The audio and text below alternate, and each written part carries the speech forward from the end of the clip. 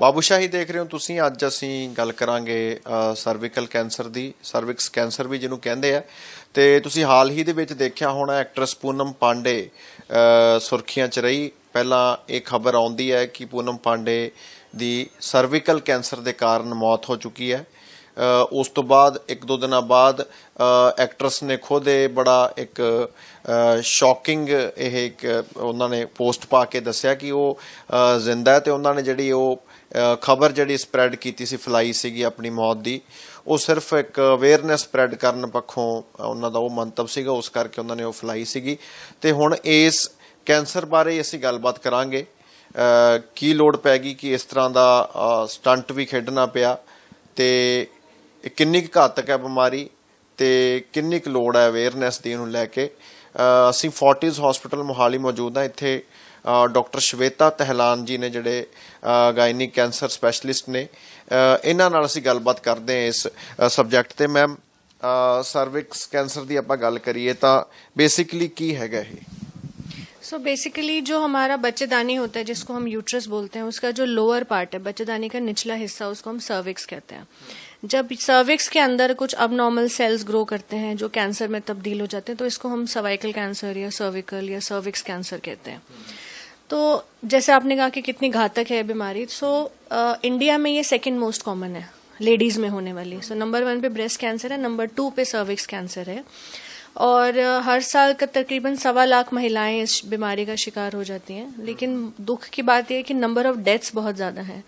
तो तकरीबन 78,000 लेडीज़ हर साल, तो आप लगा लीजिए रोज़ के 210-215 महिलाएं रोज़ मर रही हैं इस बीमारी की वजह से।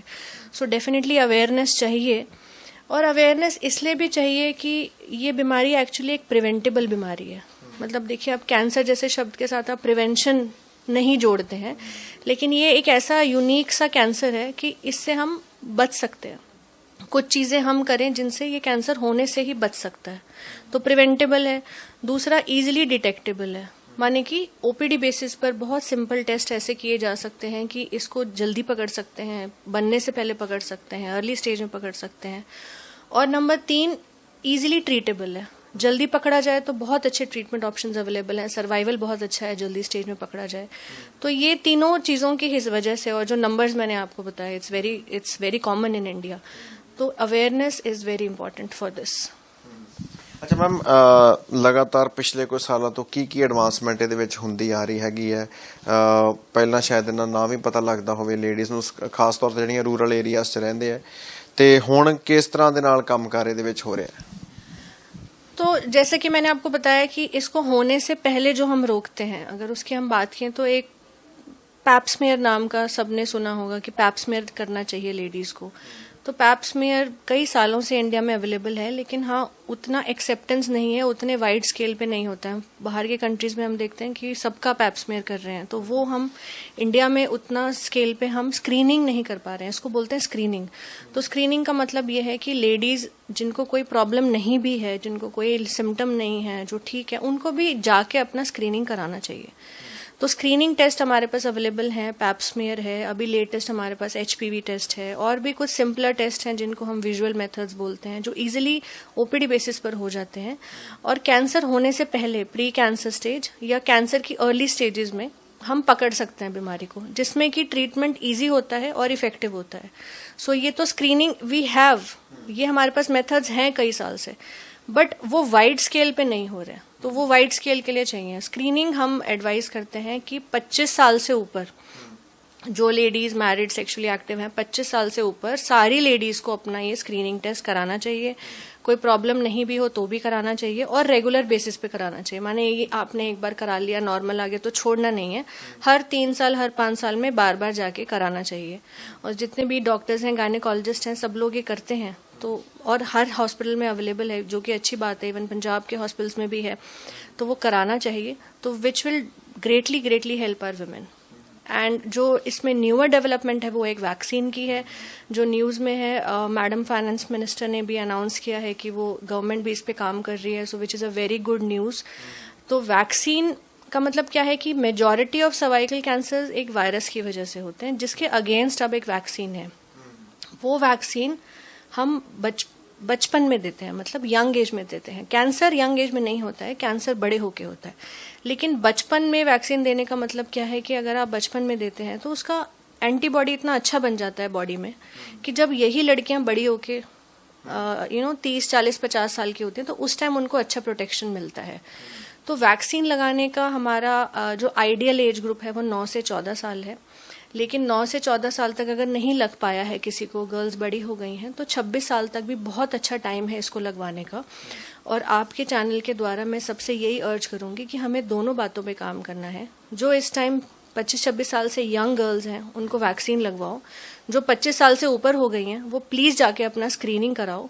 दोनों को जो हम जोड़ते हैं तो ही हम इस कैंसर को प्रॉपरली फाइट कर सकते हैं, खत्म कर सकते हैं। ਅੱਛਾ ਮੈਮ, ਜੋ ਹੁਣ ਤੱਕ ਸਟੱਡੀਜ਼ ਹੋਈਆਂ ਉਹਦੇ ਵਿੱਚ ਕੀ ਨਿਕਲਿਆ, ਮੇਨ ਕਾਰਨ ਇਹਦਾ ਕੀ ਰਹਿੰਦਾ, ਆਪਾਂ ਕੌਜ਼ ਦੀ ਗੱਲ ਕਰੀਏ ਜੀ? Majority of cases virus associated है, ह्यूमन पैपिलोमा वायरस एसोसिएटेड है, और इसीलिए वैक्सीन इफेक्टिव हो जाती है इसके अगेंस्ट। हाँ, और तो इस चीज़ का हमें फ़ायदा उठाना चाहिए कि अब उसके लिए एक चीज़ अवेलेबल है। और वैक्सीन एक्चुअली वर्ल्ड वाइड कई सालों से दी जा रही है, बाकी कंट्रीज़ के नेशनल प्रोग्राम्स में ऑलरेडी है।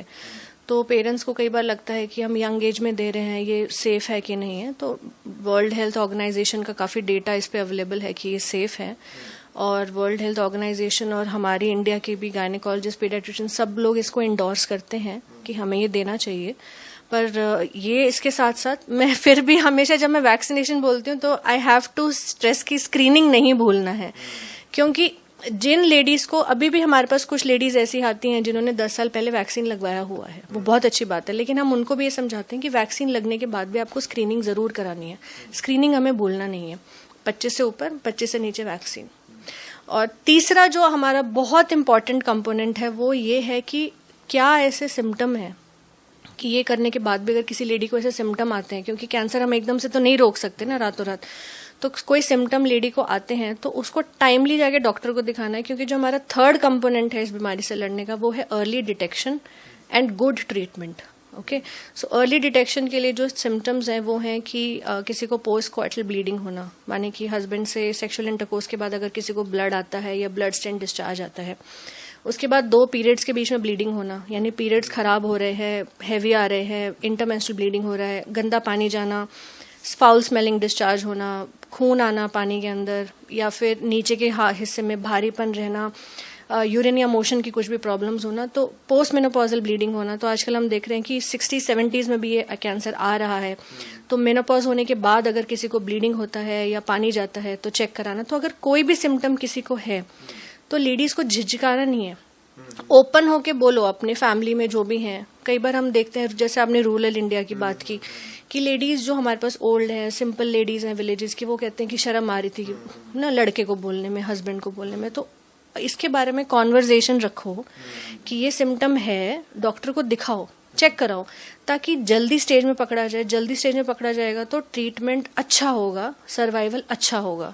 सो 3 things we have to do together, एक साथ: vaccination, screening, early detection and good treatment. हमें इन लेडीज को अच्छा ट्रीटमेंट देना है ताकि किसी को कैंसर हो भी जाए तो हम उनकी जान बचाएं, एक अच्छी लाइफ दें उनको।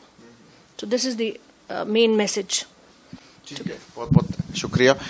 ਸੋ ਅਸੀਂ ਗੱਲ ਕਰ ਰਹੇ ਸੀਗੇ ਸਰਵਿਕਸ ਕੈਂਸਰ ਬਾਰੇ ਤੇ ਡਾਕਟਰ ਸ਼ਵੇਤਾ ਤਹਿਲਾਨ ਨੇ ਬਹੁਤ ਵਧੀਆ ਤਰੀਕੇ ਨਾਲ ਐਕਸਪਲੇਨ ਕੀਤਾ ਹੈ ਕਿ ਇਸ ਤਰ੍ਹਾਂ ਦੇ ਨਾਲ ਕਾਰਨ ਇਹਦਾ ਕੀ ਹੁੰਦਾ ਤੇ ਕਿਵੇਂ ਇਸ ਨੂੰ ਰੋਕਿਆ ਜਾ ਸਕਦਾ, ਕਿਵੇਂ ਇਸ ਤੋਂ ਬਚਿਆ ਜਾ ਸਕਦਾ ਤੇ ਕਿਸ ਤਰ੍ਹਾਂ ਦੀ ਅਵੇਅਰਨੈਸ ਦੀ ਜਿਹੜੀ ਹੈਗੀ ਹੈ ਲੋੜ ਹੈਗੀ ਹੈ ਪੂਰੇ ਇੰਡੀਆ 'ਚ ਗੱਲ ਕੀਤੀ ਜਾਵੇ ਤਾਂ।